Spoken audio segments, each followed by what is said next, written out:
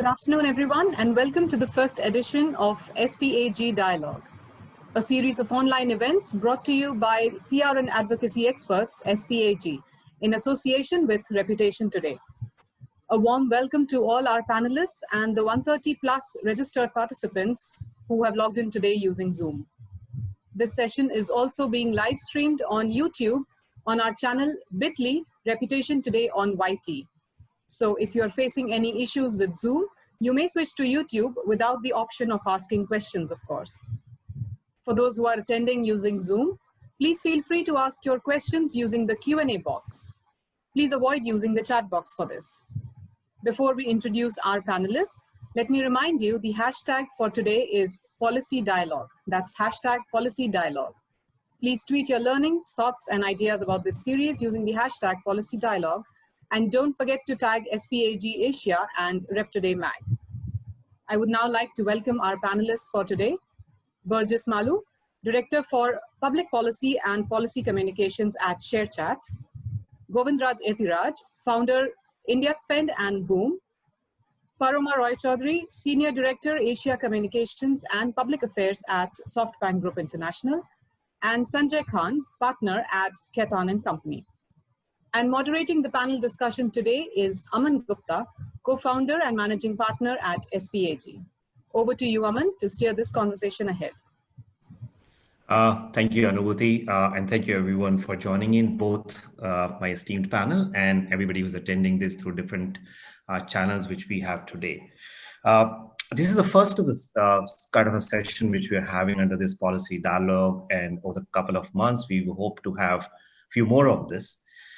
Let me start by sort of using a phrase I think which has become quite a common theme amongst the conversation which happens, the new world order. You know, any conversation which we have, whether with the clients or within the corporate world, a new world order starts to sort of emerge as a conversational theme. And I think it has reached a stage where it's almost established itself as the way the world would shape up in the coming future. Apart from the new world order, the one more terminology which has started to emerge is something called infodemiology. I got to know about this terminology just last month when WHO did first of its global meet on this particular subject. The idea was to look at how infodemics affect the world and how they can be managed. We do believe that infodemic has reached a level where it needs a coordinated and a continuous response. And the way a news, a disinformation or misinformation is kind of now looking like a virus which spreads amongst the humans, like the way it spreads through digital or physical information systems. And there is a call now for having a kind of a multi-stakeholder approach to really see how we could possibly adapt, develop, validate, and evaluate an evidence-based measures to really look at mitigating the issues which may arise from something like this. The idea of today's conversation on this policy dialogue is to really seek views from our esteemed panelists on the subject and really move from a larger conversation to in terms of what could be really done in a policy space if you want to sort of really make a dent in this particular arena. Therefore, without further getting into the introduction of the subject, let me first start from Govind. Govind, both you have been kind of at the forefront of really trying to look at the fake news and how to do fact checks and all. What has really happened in the recent past? This pandemic has created an epidemic. Why such a huge surge? And that it needed a kind of a global a meeting led by WHO, and why something like this is such a serious issue right now, and what can you really tell us on this subject? Thanks, Aman. Thanks everyone from SPAG for inviting me for this panel discussion. So let me give you a broad sense. So firstly, you have to understand that misinformation is a military industrial complex. It's not as random as two people who stumble upon something, send it to two friends, and they in turn send it to people, and it reaches 1 million people by the end of the week. That also happens, but that's not really the problem as we now know it, or as we are trying to fight it. The second thing is that it spreads faster only as your let's say that your smartphone or your internet penetration increases. So in India, for instance, we all know that the smartphone penetration and connectivity has gone up dramatically in the last 3 or 4 years. And in India, again, smartphone equals internet equals WhatsApp. So the dissemination and the speed of dissemination is therefore very dramatic and much higher than maybe most other countries in the world. And of course, when you have close to 500 million people with smartphones, you're talking about a completely different scale of information flow, whether it's misinformation or genuine information. I think the larger problem is what does all of this do? I think it does 3 or 4 things. I think it's has done and is doing is to affect us mentally. It affects us physically. And I'll give you an example of physical. 2 years ago, more than 30 people died in India because of rumors on WhatsApp about child kidnappers. And India is the only country where rumors on and misinformation converts to violence in a way that's quite deadly. Which I don't think there are any catalogued incidents like this, at least at this scale, anywhere else in the world. So it affects us physically. Third is it brings down and continues to accelerate in some ways or accentuate the reduction of trust in the entire ecosystem. So, you must be all familiar with the Edelman Trust Barometer, which looks at media, looks at government, NGOs, and so on. And you can see that government has been falling, NGOs have been, government has been falling, NGOs is steady, business is higher, and media, of course, continues to fall.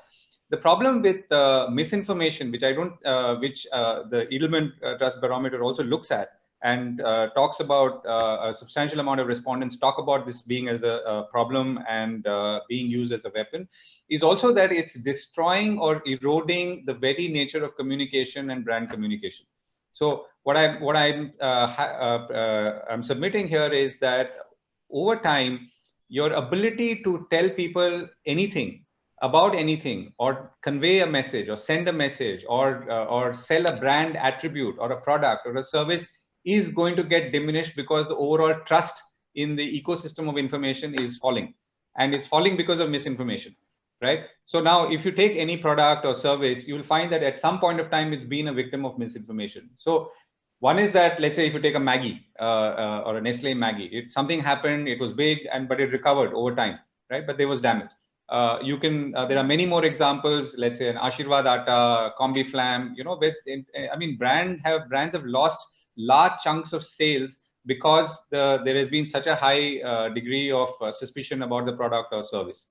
And this is purely fake news. There are other times where maybe there is some element of truth in it, and the brand. So what happens over time when you constantly keep hearing about, let's say, you see a video about this guy who is eating food that was supposed to be delivered by a food aggregator company, or you see some message key which keeps coming that click on this and you will get a free 2-wheeler or a ticket on an Emirates or so on. So over time, your ability to believe in a true message will reduce, and is reducing, I would argue.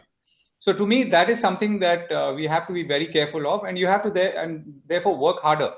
So maybe 10 years ago, you could say that I'm launching this new face cream, which is going to make you shine 25% more with at 10% less cost and all that, and it'll largely be believed because it's let's say a traditional brand, well-known brand, respected and all that. But that's now going to change. That's changing now across the spectrum. I mean, there is no single this thing. The final bit, the part is that what do we do? And I'm going to pause after that, and I'll quote a quick study that we've done as well. We have to address this at 2 levels. One is we have to fight and fight hard. There is no solution or substitute. I think many people thought that they could take the Gandhian way out and say that, okay, I'm going to do my bit. I'm going to focus on delivering a good products and service, and eventually people will accept, no, etc. The chances of that working are reducing.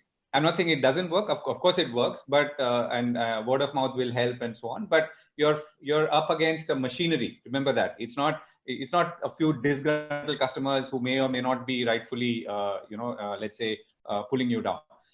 The second thing is that we have to educate. Education is something that everyone has to invest in, and has to invest across the board. You have to invest in educating young people, children, about misinformation about the internet itself, how to make the internet safer.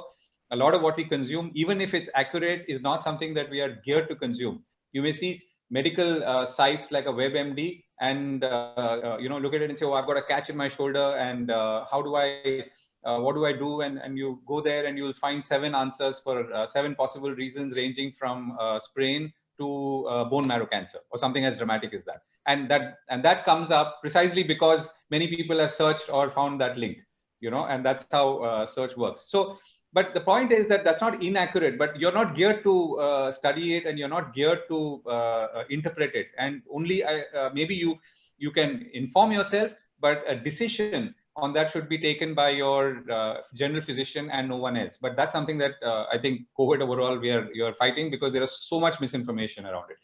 Just to give you a quick listing and then I'll close. We did a study of fact checks that we did between Jan and May, about 178 coronavirus fact checks. And we found that while the initial fact checks were about coronavirus, as the days passed, as we went into April and May, a lot of the fact checks actually became about targeting a religious community, which was blamed for spreading coronavirus. So whether it was deliberate or not, I'm not going to get into that here, but it was clear that even that was, manipulated. So towards the end, at least towards the end of May, fact checks were not so much about coronavirus, but about how some people were spreading coronavirus, and that became very large. Okay, I'm not talking about small numbers. So we did another study of about 174 fact checks in the subsequent month, which is June and July. And we found the one thing we found is, so this is the time period that we've seen the Sushant Singh Rajput and all these kind of stories come up, that the fake news machinery shifts with amazing speed and alacrity. So they wait and jump onto events, onto whether it's events like an unfortunate suicide, or it might be let's say a conflagration at a border, it might be something else, but the machinery jumps onto it, and that machinery may include formal, informal, and others who clamber on, but it jumps on and capitalizes and then starts repurposing and pushing. So just to sort of sum up that what we're dealing with, and when you study it in retrospect, you'll find some fairly frightening trends that we all, whether we are in business, media, public service, government, public policy, we all have to be very mindful of. So I'll pause there. Thank you. Thanks, Govindraj. And I think you did sort of kind of echoed the fact that this is an issue which is no longer confined to a small group, or it's something which is only should be sort of considered by a specific set of stakeholders. It's something which, as you rightly said, it's kind of eroding the basic value or aspect of trust. And when the trust starts to get lost, it has its economic impact from a brand or a business side of it, but also it can have an impact when the community starts to not have a trust among themselves, and therefore it has its own social culture or communal community-based aspects to it. And specifically when you have a crisis happening in an outside world, what you really need is a kind of a trust, and something like this really needs to be fought right now. Yes, I think education amongst different stakeholders, trying to bring in a behavioral change, to sort of say that people sort of think before they act on any information which comes in front of them, is one of the things which has been been discussed. I think this is, for me, is a good way for bringing in Berges, you to sort of you represent ShareChat, and from a platform perspective, and from your perspective, how do you think, what is the role which the companies could do? Is there a certain aspect of intervention which could be done to mitigate such kind of an information flow? How do you can play a role of the technology? Is there a technology which can play a role in trying to mitigate something like this, which is there? So if you can sort of share some of your thoughts, how you guys doing it, and what could be the possible future, what may look like, and is there a way of reducing this huge erosion of trust which is happening because of this misinformation and rumors? Right, Aman. First off, I now not only represent ShareChat, but also another platform, which is Merge. But I think primarily the fact that there is so much fake news is also one of the causes of this is the fact that there is a vacuum of information. So if you look at COVID also, you'll see a lot of people want to know a cure. So if anyone suggests this is a new cure for it, people want to widely share it. And I'm sure Govind sees a lot of new inventions, a lot of new cures that come up every day, both on our platform, because he's folks fact check content on our platform and elsewhere. What we as platforms are doing, and at least I can speak for ShareChat, is that a lot of such content is, when it's reported by our users, we send it across to fact checkers. We have fact checkers looking at content in 13 languages on the platform now. And if content is found to be factually inaccurate, we reduce its reach. We try and not allow users to see it. So we put a interstitial on it and give users the actual facts about what is happening. But beyond this, really, it's also, I think, a point where the government needs to come out with new regulations and new laws that ensure that people are fearful of sharing such content. Today, the fact is that if you share such content, there's really not much of a penal provision that can be applied against you for doing this. And in most cases, this is people do it for fun, but a lot of instances have led to real world harm, like Govind actually mentioned. People have died because of fake news spreading on WhatsApp and other platforms. And so taking the blame, putting the blame on platforms is very difficult.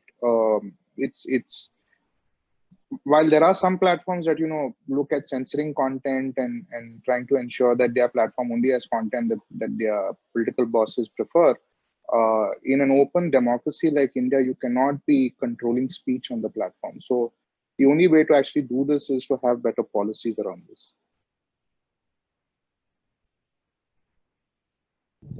Thanks, Berges. I think you brought in a perspective from a government, the role of the government, the law, regulation, and the policy side of it. I still want to sort of stick with you for another 1 minute to just sort of understand, because it is a technology platform, and as a part of the larger way the technology is evolving, do you think the future technology, specifically from a machine learning or from an AI, there could be mechanisms to sometimes filter out certain information which is construed as misinformation, and also I know because couple of I think last year we had somebody from Boom visiting our office, and he talked about the fact that certain information comes back, so something which was recognized as factually incorrect 4 years back, but then it makes a comeback after 4 years. So there is to be a kind of a mechanism to sort of say, okay, there was where if something which was already in this ecosystem, if it comes back, it should not be further spreading. So do you think that kind of a technology innovation and investment in that is something which needs to be brought in by the platform, so that the platform remains a source of right information for the people, and they're able to freely enjoy, and they're able to sort of engage on these on platforms like yours? Right. No, I think there are fundamental problems with this suggestion. There are platforms from China that have employed these AI tools, and it essentially builds, makes your platform into some sort of censorship-driven dystopia. And then you'll have, and frankly, some of these platforms have been banned in India. But going down this route is very problematic. You cannot enforce as a platform. I do not want to judge what is right or wrong. I'd rather have a third-party fact checker like Govind, take a call on what is factually accurate or not accurate. When you start employing things like AI tools on this, you also run the risk of, let's say, Govind is now putting up a story over there talking about something that has been reported to be untrue.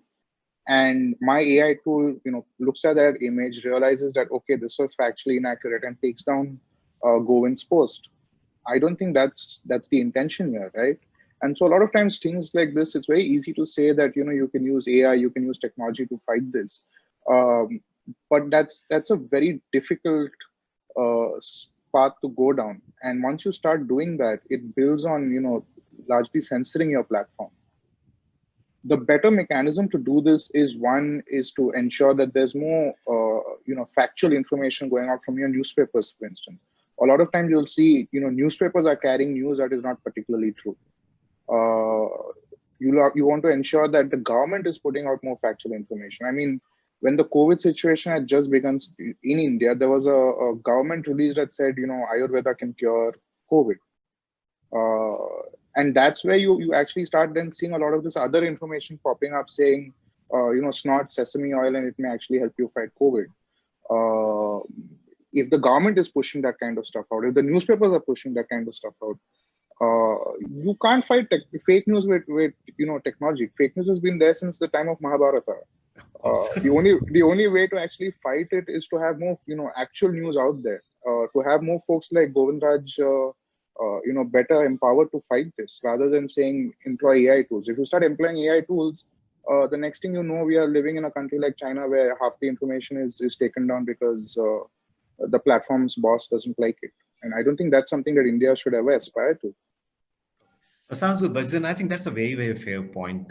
And I think it also sort of gets me, to start with Paroma, because, one of the points which she raised yesterday when we were having our earlier conversation was the need for a credible information. So I think it's extending Berges your point that people have the need for information, right? And that need exists. So therefore, if anything which is sort of out there, they would like to, pick it up. But an aspect which comes in terms of where is the credible information coming from and what are those platforms which are there and what are the kind of checks and balances which could be brought in. And I think, and therefore we wanted, as I said in the beginning, policy can play a kind of a role. So, but I think, Paroma, from your perspective as a communication and as a, public affairs expert who has sort of seen the world, how do you see something like this emerging and what could be the next phase of ensuring that the information which is out there, we are able to mitigate? I don't think it can go away completely, but we can mitigate such kind of a misinformation which are there and ensure that the society gets the right and credible information. Thanks, Aman. Thanks, Reputation Today, for having me here. So I take it at 3 levels, and I'm speaking largely as a consumer of information here, because we have many, many experts on the other side. So first is the most important, which is a credible data source. If I am a company, I'm an organization, or as an individual looking for some information for my own use or my use of my company or my colleagues or a team of internal experts, I would look at credible data sources. And it is really up to newspapers, portals, and anyone who's a provider of information to be credible. That is, the intent to be that, and B, the wherewithal to be that. Because, as 2 earlier panelists have said, there's a lot of deliberate misinformation is also put out in the external domain by a variety of players. And sometimes you wouldn't even believe that, such information can come from such a source. But it has happened. Without naming individuals or organizations, we all know that's happened. So I think that the onus is very much on editors of print publications, television, digital news sources to be as credible and as factual as possible. These platforms are not meant for editorializing the information. I really, really want to underline that. For opinion pieces, there are places, and like an edit page or an op-ed page, and it's similar places in the digital world. Your job is first and foremost as a news portal is to put out credible information. The intent needs to be there and the tools need to be there, and people like Govind or Pratik Sinha of Alt News play a very, very important role here for checking. The second thing I would say for the providers of information, it's very important to package it right as well. Because, I get a plethora of information from a variety of sources every morning. So how do I choose? Who do I trust? How do I look at? So if I have 10 minutes to look at it, or my CEO has 10 minutes or 5 minutes to have a quick recap, is there a way I can package the information to be more useful? I was recently talking to a very qualified bunch of guys who want to start a service like this. And they're saying, you know, we want to send videos. I said, it's okay. It's a very tactical example. I said, it's fantastic. I mean, if you have 5 links and a 2-minute video, that could be a really good capsule. I can watch it in the car. But please don't expect that somebody will trawl through 20 links to get to the news or get to what you want. So the credible data source is very important. Don't editorialize. Please provide factual information, and please do fact checking. Second is package it right, package it in small bites, package in how it works, make it attractive, but don't make it spurious.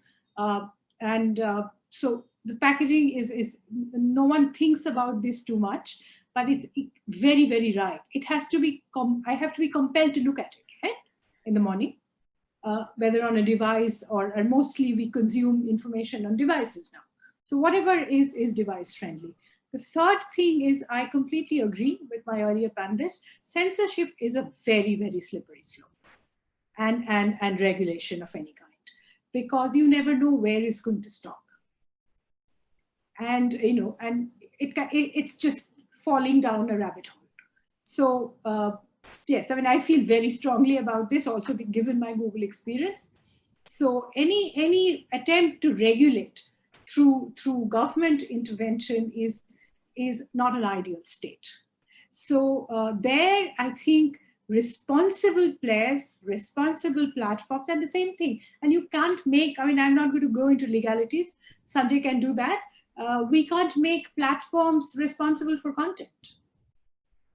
We absolutely can't. So, you know, it's up to all of us to be responsible, to have good intent, and do things which, and it all seems utopian, but I think really a concerted effort is needed by players, by government, by civil society to arrive or to combat this. And to your point on tools like AI, etc., they can be very good. Google employs that.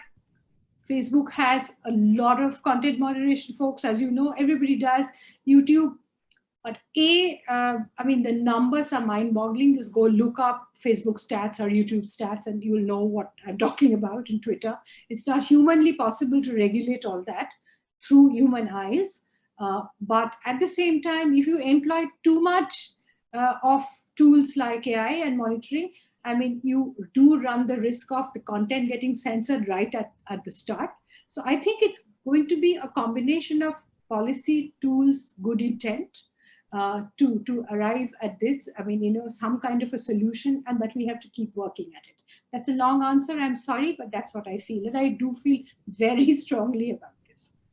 No, thanks, Paroma. And I think it's a subject which does need, it's not a simple issue. So a complex issue which does need a more nuanced approach to it. It's not like a one tool which will be able to take care of whole thing. But I think it brings well, you know, Sanjay, to you, because both Paroma talked about and, you know, Berges talked about the role from a law and regulation and from a policy side of it. Berges said that that's one area which should definitely exist, because the people who are creating content right now, which may be misinformation, there is no law or regulation to sort of say that this is something which they should not do, or there's no kind of a legal penalty around it. And Paroma also said that, you know, while that may not be the only tool, but it is a tool which needs to be considered from a policy side. You know, what is the kind of regulations which exist? So Sanjay, from your perspective, you know, how do you see something like this evolving? It's not it's not a simple thing. There has to be a balance between the democratic way, freedom of speech, but still ensuring that does not reach to a level where that speech is eroding the basic, foundation of the society. Thanks. I'll try and keep it short. Just pause me wherever you think I'm going over time. Like you said, and everybody else alluded to, it's not an easy problem for audience. I particularly want to mention it is not a topic that we can find any sort of solution to in a discussion like this for an hour. But it is a good initiative that we are discussing this, so that thoughts and ideas come about on whether there are policies or regulations in place or not. I don't think we are dealing with something which is new. It's an irony that we've all heard of the quote that a lie travels half the world while the truth is putting on its shoe, and it's incorrectly attributed to Mark Twain. all along, whereas Mark Twain died before it is attributed to the time. So it is a very old problem. Our IPC is more than 150-year-old legislation. It deals with a lot of these aspects. If you, with any intent, start something which is fake and you're disseminating in public, and there is intent behind it which can be proven, then there are ample provisions in the IPC. I won't go into them, but we've all seen them. We have seen those provisions being used, misused, and underused also, right? I think, and therefore, I don't believe that the debate is about getting a new law, a new authority, etc.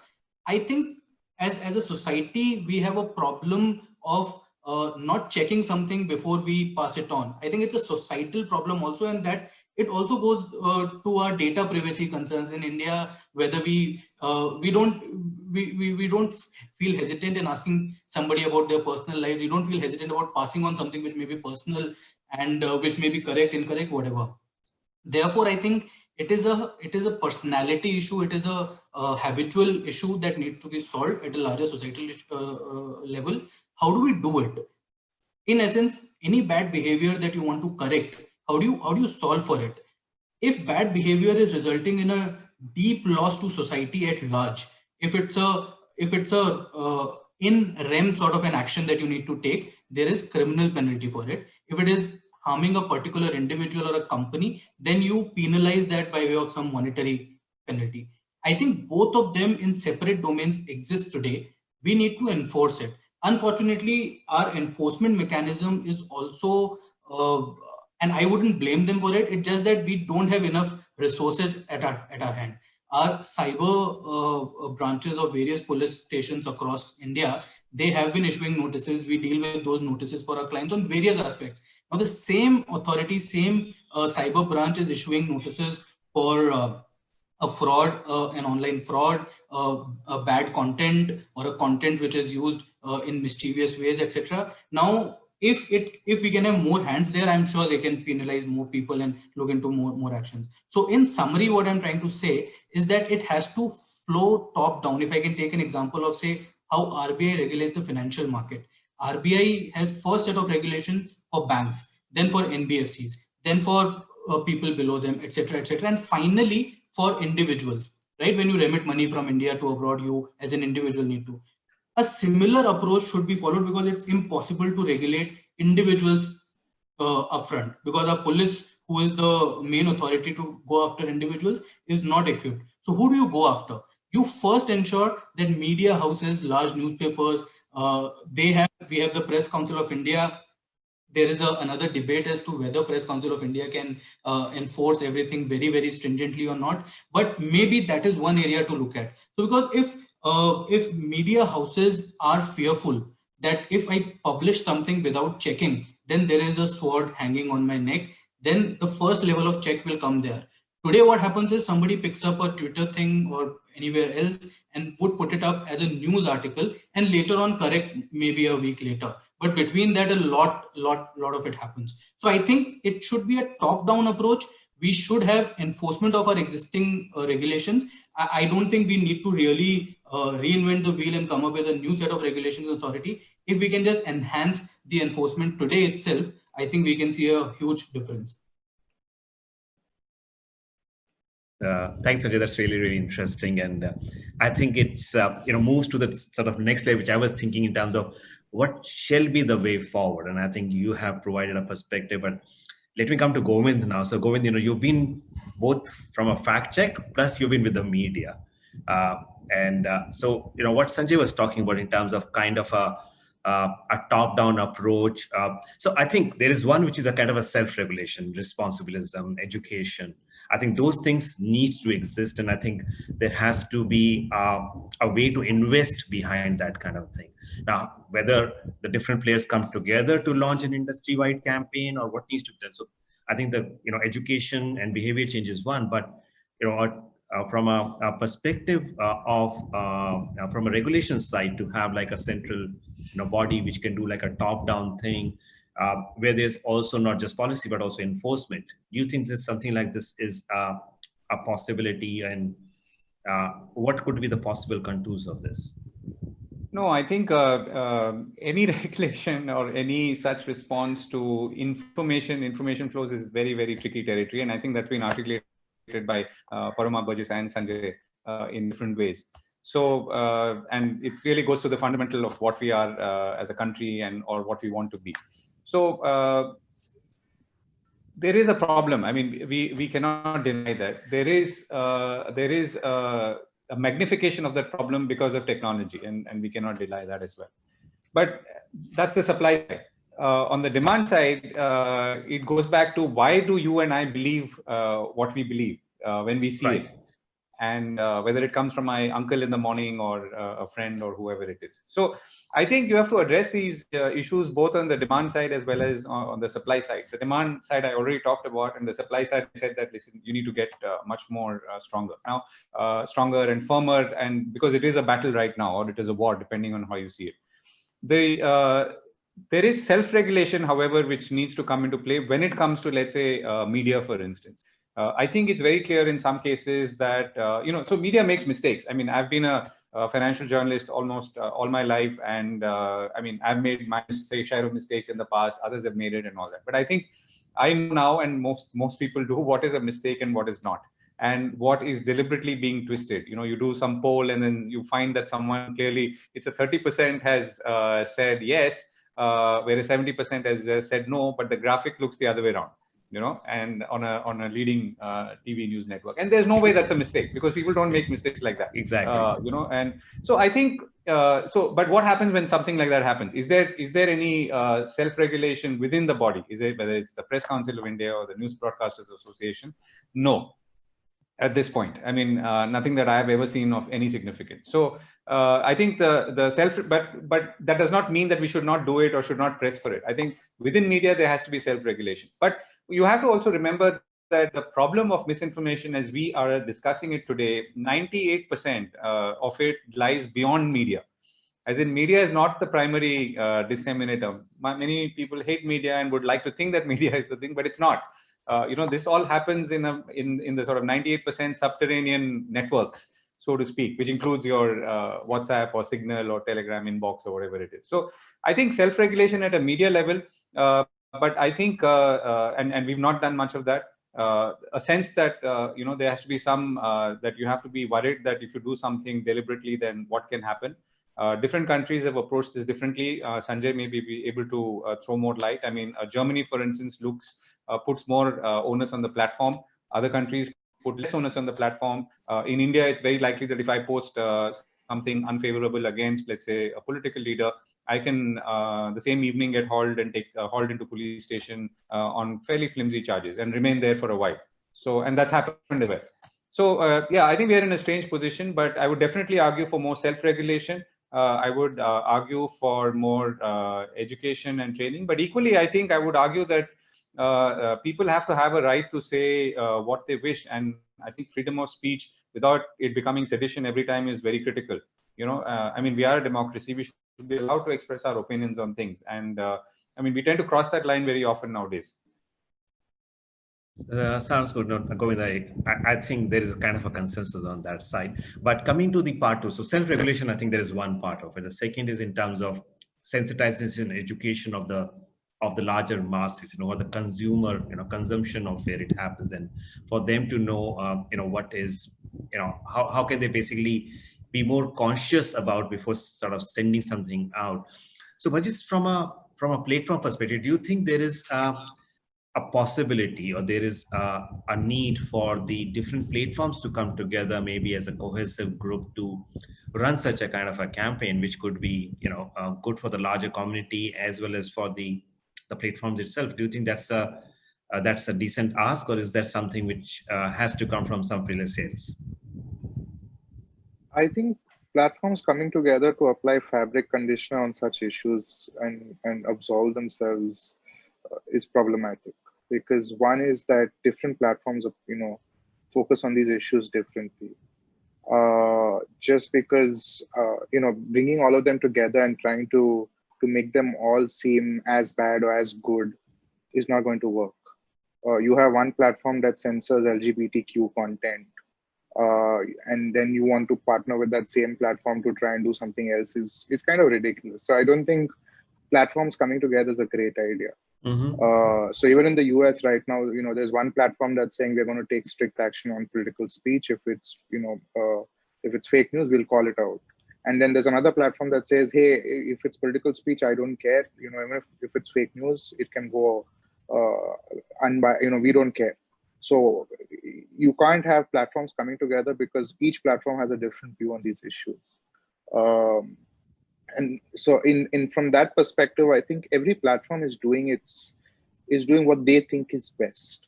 And it may actually make more sense if a third-party body or someone like the IFCN comes out and says, hey, these are the things that platforms need to do, or this is the gold standard, rather than putting the onus on platforms. And the fact is that there are some platforms that prefer to fight fake news, and there are some platforms that actually find monetizing fake news is far better and more profitable.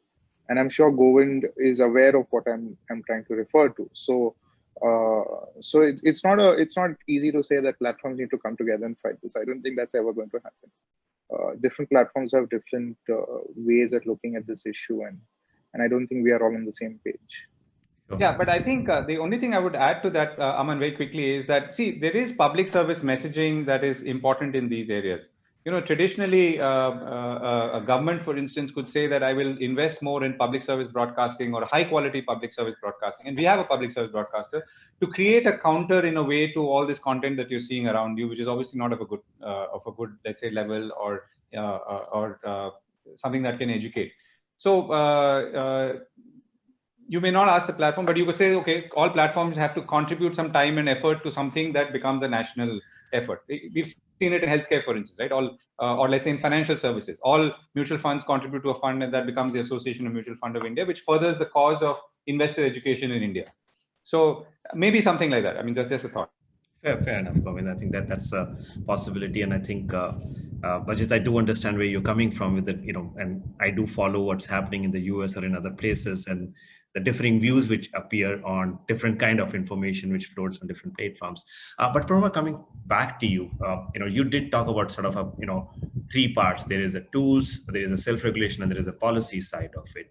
Now, from your perspective, and again, as you said, as a consumer of the information, do you think there is a policy ecosystem which could possibly be a balance between the supply and the demand side? And if you think there is a possibility, what could that possibly look like? Again, I will break it up into three parts. One is, of course, I agree with everybody that there needs to be a lot more sensitization. And we have a role, all of us will have a role to play in that education and sensitization of the civil society and consumers. This incredible behavior that prompts us to throw out every little scrap of information we receive without checking its source, it's really dangerous, and people take full advantage of it. So please teach, educate, sensitize whenever you can. That's one part. The second part is, even I think that, coming together of platforms, etc., great that it may sound, it doesn't quite work like that. And also bringing in more regulations, we have already talked about it. It's not a great idea. However, I think in the policy ecosystem, one thing that can be looked at in the policy legal ecosystem is drawing on my experience in Google, that content removal and content regulation processes are very, very complex and lengthy. Without going into details of MLAT, etc., the process itself, particularly when you are dealing with multinational giants, it's fairly onerous and complex. So if some of it can be made simpler, I'm not saying that you bring back regulation, but I'm just saying that, if processes around those things, content removal, flagging of content, removing of content, can be made a little easier, if you don't have to get a police complaint every time, a court order every time, though there are tremendous benefits of that also. It prevents arbitrariness. But those processes can be perhaps looked at and made a little simpler for people to act on things swiftly. But at the same time, I mean, when there is grave provocation, What do? I mean, when, we got calls like, you have to pull this video down from YouTube because in 2 hours, there is a prayer meeting on a Friday and we think there's going to be violence. Or there is 2 people are getting lynched to death because people think that they're kidnappers. So we all need to think, I mean, these are very, very serious issues. It's much bigger than, say, a question, say a Ramdev or anyone. These are actual, genuine law and order issues which are unfolding and resulting in death and violence. So, really we need to have more dialogue, more transparency of processes, more sitting down and to arrive at things, mechanisms together. It doesn't happen. My experience of being in the policy and comms domain for a long time, there's not enough, solidarity amongst ourselves, in the want of a better word. So I would say 2 things as actionables. One is looking at simplifying those processes of removal and flagging. And the second is either having a third-party body or some mechanism of people coming together and deciding and implementing. Thanks, Paroma. I think, I'm conscious of the time also, and the fact that we already have pretty decent number of questions coming our way. And I think that would further, build up on this particular conversation. But sort of kind of summarizing, I think all of us do agree that it's not a kind of a simple subject. It's complex. It has a kind of a multiple legs and would need maybe a very different, innovative, unique way to see how we could possibly, as I always say, mitigate the situations which may arise. And I think it might need all of us, different people to come together, have a dialogue, and find maybe a certain common, grounds on which things needs to happen. So with that, I think let me, sort of pause here and look at some of the questions which have come our way. Fortunately or unfortunately, nobody has sort of said that who the questions are referred to. So therefore, it's gonna be up to us to decide who wants to, sort of do. So coming to the, let me start with the, the first question which we have from Annabelle D'Souza. And what the question is, do brands understand the dangers of internet penetration? Because advertising dollars are increasing on digital, citing growing internet penetration. So I think, any of you who wants to take this particular question in terms of the perils of internet penetration, or is this something which is happening? So, do the brands understand what it really could possibly mean, both positive and negative? So, Berges, can I sort of pass it on to you from a first to answer this question, because the brands do partner with your platform. So, what's your view on this particular perspective? It's a very tough question to answer as a platform. I think as Paroma is better suited as a brand that has QR codes. We have our own platform, so we can control the information. But so Paroma, your expertise is being called for. No, I think I've spoken enough. Somebody else should take it. But I think I think the fact is that yes, I think there is, this is, I go back to what I say about the fact that there is a information vacuum. So for instance, a couple of months ago, before the pandemic struck, there was a case in Kerala where a very big FMCG brand, their biscuits were, there was this fake news going around that their biscuits had pork fat in it. And immediately, the brand, one of the things that the brand had to do was spend more marketing money to push this notion away. Obviously, they had to go to court to get a court order to take down this content, all of that. But in the, when there is a lack of information about certain things in certain brands, it leads to more fake news. So sometimes, it's actually the inverse, that brands, I think, understand that digital penetration would mean that if their voice is not heard over there, it can be problematic for them. So I think that's the inverse of what Annabelle is suggesting. But open to others, I think Paroma may have. No, I have just one thing to add, that as brands or as organizations who are getting targeted, swift rebuttal is very necessary. You don't have the luxury of sitting and deliberating on it. Just go act immediately. This I speak from experience and enough examples around. Govind can vouch for it from his media days. I'm still in media. I'm still in media. He's still in media. Yeah. Just He's a not follow sort of version. let go of that. The fact is, it's very funny that you would assume that newspapers are supposed to tell us give us the facts, but in fact, you have now fact checkers who fact check the media, who then tell us what is true or not true. So I guess newspapers don't actually now give us the truth anymore. Well, I think that sort of brings us to the legal next. action is also important, because in a lot of cases nowadays you can get a injunction order immediately, and people at times wait for it, etc. If you can get an injunction order the next day or very same day, in some cases you can just publicize that order, and that can save a lot. Immediately. And I mean, swiftness is very important in acting. Perfect. Sounds good. I think kind of it's kind of an extension of the previous, but not what we were discussing from a regulation perspective in media. The question we have from Vartika, what she's asking is, recently we saw Ramdev spreading disinformation about his, I think she says vaccine, but I think it would be about the cure for corona, in compliance with the media, especially TV, which played a key role in endorsing it without any fact checking. How does one to cater media's tacit compliance in spreading infodemic? So again, an open question. So who wants to take it? Govind, do you want to sort of take this one?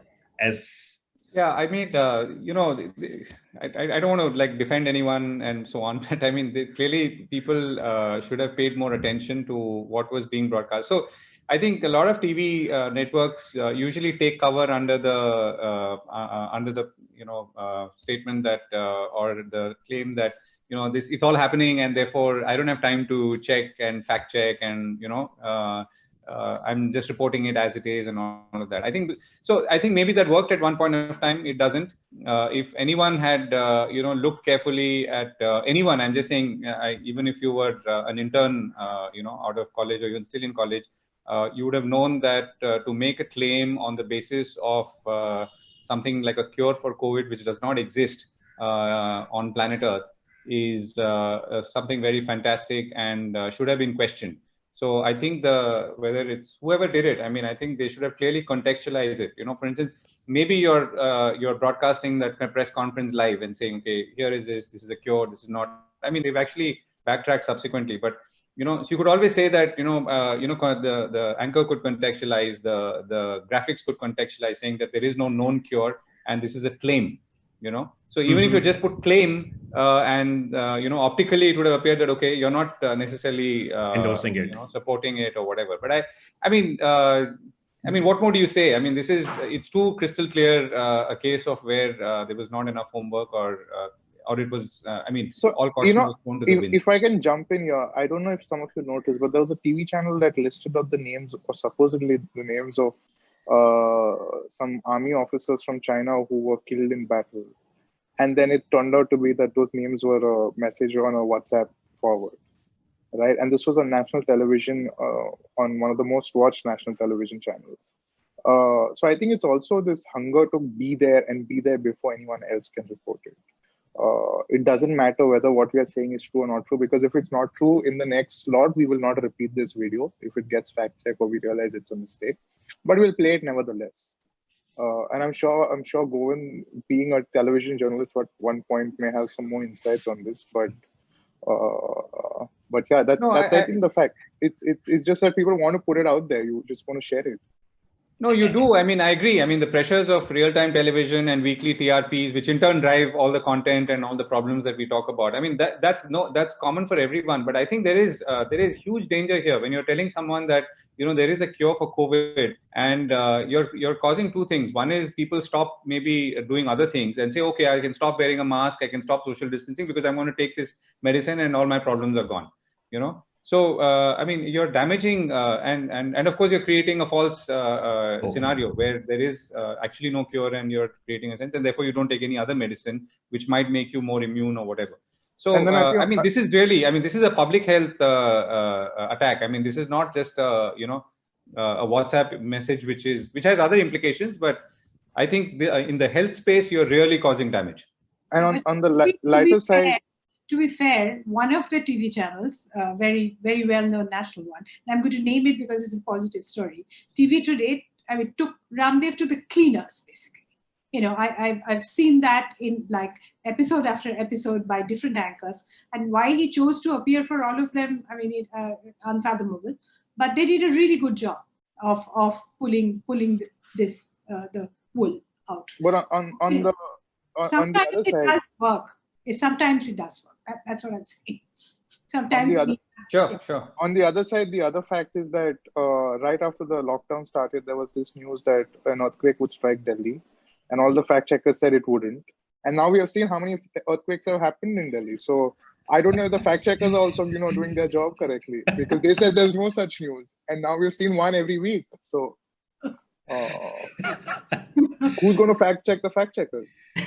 So we need a fact checker for the fact checkers. So it's going to be a pretty long stream. But Sanjay, from something like this, from a legal perspective, is there kind of a, when you have something like this, and looking from what Govind said, it's a public health issue, right? Where millions could suffer, or, because this says, okay, we're going to have this thing, and I will stop taking any precautions, no mask, no social distancing. So you're not just causing harm to yourself, but you're causing harm to the people otherwise. So for something like this, what's the kind of a regulatory or a legal ecosystem? For anything, any bad behavior, state action or action of authorities is very, very important. Bad behavior will not go off on its own, like we have seen in multiple cases. If I can draw another parallel, look at insider trading regulations in India. Insider trading, habitually all people within a deal framework would talk to each other, etc. That has been a cultural sort of upbringing in the financial space. But come 1990s, there is a increased sort of focus on regulatory action against insider trading. And today everybody is quite aware that, look, if I engage in something like this, there will be an action.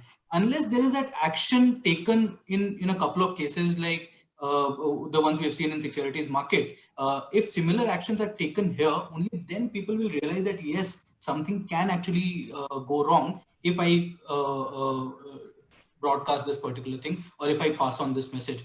In one of the cases I saw recently, I think it was during Corona itself, there was one fake sort of forward doing the rounds, that if you forward any message in this thing, then people are getting arrested, etc. And that actually resulted in lesser such messages doing the rounds on WhatsApp. People were relying on another fake sort of forward to get a bit fearful about not forwarding other messages. So I think that fear of posting anything wrong will come only when there is some action taken. And like we have discussed, we need some authority, either existing ones or a new authority, looking at it and imposing certain claims, be it self-regulatory authority or a mandatory one. Thanks, Sanjay. I think we're almost going to be at the end of the thing. So I'm going to ask one last question, and specifically, Paroma, for you and Govind, from Anup Sharma. What role is social media playing in policy communication? Is social media really the voice of masses, or does the troll take over the message, suiting, biasing the view? So Govind and Paroma, this is especially for two of you. So you can take this particular question and then. Please go first. No, I think there is a lot of distortion in a platform, because there is an industrial complex which tends to take over and manipulate. We can see it on some platforms for sure. So therefore, I think, which is not to say the rest of those who use it for good purposes or genuine with good intention do not succeed. But I think the manipulation of platforms is something that we all have to worry about. And it's tough to have a binary view saying that social media is the voice of the masses. You don't know. I mean, you may have some voices which creep through on some days, which are good and for the good of society, but on many days it might be something else. So I wouldn't make any. I wouldn't draw a single sort of binary conclusion. Yeah, I agree with Govind. I don't think that there is one conclusion that it's either speaking for the masses or they're not.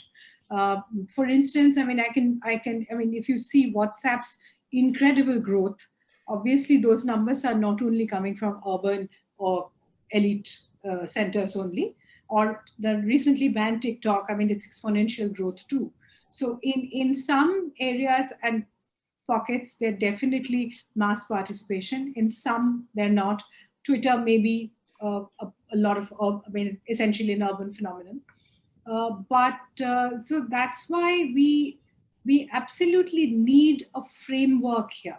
I'm not saying that it needs to be government intervention, but a policy framework which takes cognizance of all these issues and is in a better position to have a judgment or adjudicate or even just provide an opinion. I think there is room for creating something like this. Thank you, Paroma. Thank you, everyone. I know there are still some questions which were not answered, but conscious of the time. But I'd like to sort of thank you all for being a part of this. I'm going to invite Anubhuti back to sort of say a word of thanks to the panelists, and really sort of appreciate you having joining us for being a part of this wonderful, complex, but an exciting point of view. And I hope that we can, I think it needs more conversation in the coming months. It's a subject which cannot be completed in about 40-45 minutes, which we had. But I think the idea was to at least get conversation going, and hopefully in the next couple of months, we will be intending to do more conversation and see if we can come to some kind of a maybe a framework, as Paroma you sort of said. So with that, I think Anubhuti, all yours. Thanks very much, Aman. Really enjoyed it. Thank you, Aman. Thank you, Aman, and indeed an enlightening and engaging hour, and very well said that this discussion just cannot end in an hour. But I'm sure our learners are going away with tons of learnings today, our attendees. I thank our panelists, Berges, Govind, Paroma, and Sanjay for their time and insights today. Thank you to all our attendees for taking the time out this afternoon. The next edition of Policy Dialogue is scheduled for Friday, 14th of August. Follow us on Twitter, LinkedIn, Facebook, and Instagram at Rep Today Mag for speaker and registration details on all the upcoming offerings. See you soon, everyone. Thank you. Thank you. Thank you, Anubhuti, and thank you, Amit and team. Thank you, everyone. Thank you.